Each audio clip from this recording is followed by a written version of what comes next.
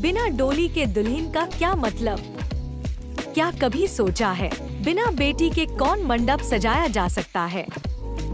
बेटे के सिर पर ताज सजाने के लिए दुल्हन का होना जरूरी है। ये सिर्फ एक रस्म नहीं, ये एक परंपरा है जो प्यार और रिश्तों की मिठास को दर्शाती है। बेटा दूल्हा बनेगा, लेकिन दूल्हा बनने के लिए दुल्हन चाहिए और दुल्हन तब आएगी बिना हम और आप बेटियों को जन्म देंगे। बेटियों के बिना वो खुशी अधूरी रहेगी। दुल्हन की हंसी, उसकी सजीजी सूरत, ये सब मिलकर ही तो बनाते हैं एक खूबसूरत शादी का माहौल। बिना बेटी के वो पल अधूरे रह जाते हैं।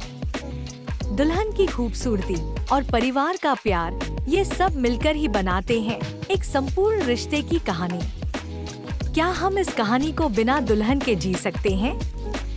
नहीं प्रेमी, ये तो सिर्फ एक सपना है। नहीं समझ आता प्रेमी, बिन डोली दुल्हन का राज। बिन बेटी के कौन सजाएगा बेटे के सिर पर ताज? कौन बनाएगा दूल्हा बिन बेटी उस बेटे को? लेखक दुर्गा प्रसाद प्रेमी। प्रेमी की बात समझ नहीं आती जब तक दुल्हन की डोली नहीं सजती। सोचिए, बिना बेटी के कौन सजाएगा वो खुशियों का महल? बेटे के सिर पर ताज रखने वाला कौन होगा? दूल्हा तो बन जाएगा, लेकिन बिना बेटी के दुल्हन कहाँ से लाएगा? हर शादी में बेटी की अहमियत होती है। वो ही तो है जो घर में रौनक लाती है, जो रिश्तों को जोड़ती है।